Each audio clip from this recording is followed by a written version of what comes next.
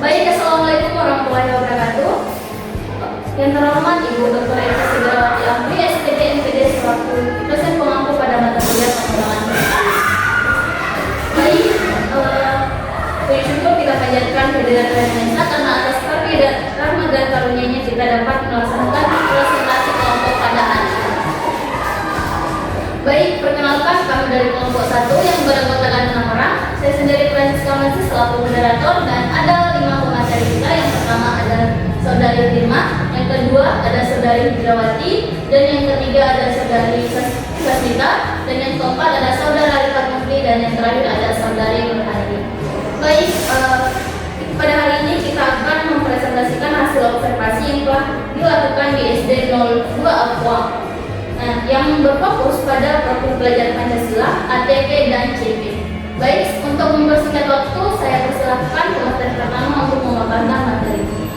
Baik, terima kasih atas kesempatan yang telah diberikan oleh moderator. Yang pertama itu tentang landasan dan evolusi kurikulum. Nah, pada SD 2 Aqua itu baru menerapkan sistem kurikulum merdeka pada tahun 2024. Nah, menurut pihak sekolahnya itu penggunaan kurikulum merdeka itu lebih fleksibel dan kontekstual karena pembelajarannya itu berpusat pada siswa. Nah, di mana siswa bebas memilih gaya belajar seperti apa yang diinginkan dan siswanya itu aktif berpartisipasi dalam proses pembelajaran. Nah, penggunaan K13 dan kurikulum merdeka itu gurunya sangat merasakan perbedaannya karena K13 itu berpusat pada kompetensi, sedangkan kurikulum itu berpusat pada siswanya. Baik, saya kembalikan ke moderator. Baik, terima kasih Saudari Lima. Selanjutnya kita ke pemateri kedua, ada Saudari Hidrawati, dengan ini dipersilakan. Langsung saja implementasi kurikulum di satuan pendidikan. Guru di SD Negeri 2 Aqua bekerja sama dengan guru lain untuk menyusun capaian pembelajaran, alur tujuan pembelajaran, dan modul ajar dengan mengikuti acuan yang sudah disediakan oleh Kemendikbudristek, namun tetap menyesuaikan dengan kebutuhan di lingkungan sekolah dan kemampuan peserta didik. Namun guru-guru di sekolah tersebut masih menghadapi kendala dalam penyusunan alur capaian pembelajaran, alur tujuan pembelajaran, dan modul ajar karena mereka masih kurang mendapatkan pelatihan, jadi mereka hanya mengandalkan media sosial untuk belajar mandiri secara otodidak. Baik, saya kembalikan ke moderator. Baik, terima kasih Saudari Hidra. Selanjutnya pemateri ketiga ada Saudari Sasmita. Saya persilakan. Baik, selanjutnya adalah prinsip penerapan kurikulum. Nah, pada SD Negeri nomor 2 Aqua ini menggunakan pembelajaran yang berpusat pada siswa atau student center learning, yang dimana pembelajarannya itu lebih interaktif dengan menggunakan pembelajaran berbasis proyek atau kerja kelompok. Namun masih seringkali menggunakan metode ceramah karena berbasis proyek ini masih belum sepenuhnya berlaku, disebabkan karena gurunya yang belum menguasai, fasilitasnya yang belum memadai, serta dananya yang belum mencukupi. Nah, meskipun student center ini sudah berlaku, tetapi sistemnya belum terlalu maksimal. Sekian, saya kembalikan ke moderator. Baik, terima kasih kepada Saudari Sasmita. Selanjutnya saya persilakan kepada pemateri keempat, yaitu Saudari Rifat Mufti. Saya persilakan. Baik, selanjutnya itu adalah tujuan dan capaian pembelajaran. Dalam buku pengembangan kurikulum, rekayasa pedagogik dalam pembelajaran, menurut Uno dan kawan-kawan menjelaskan bahwa tujuan pembelajaran merupakan turunan operasional dari tujuan kurikulum yang berfungsi sebagai arah dan tolak ukur pencapaian kompetensi.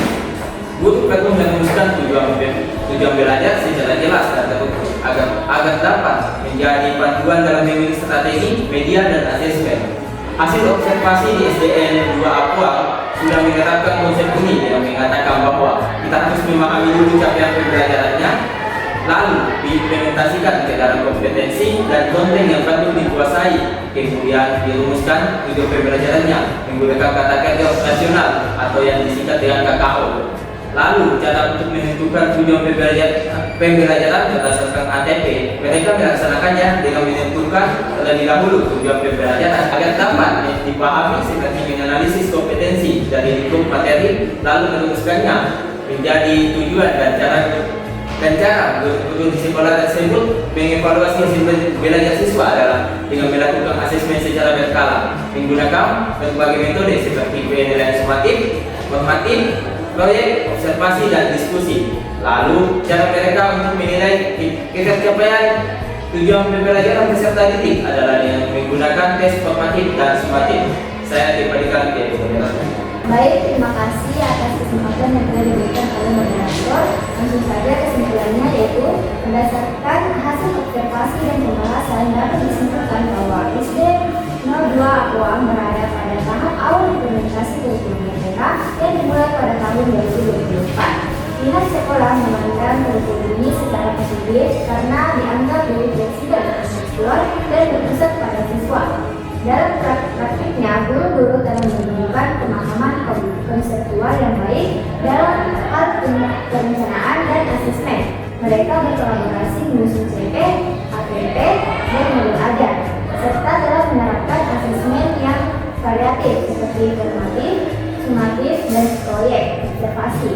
Nah, itu mengevaluasi hasil belajar di berbagai ranah. Meskipun demikian, implementasi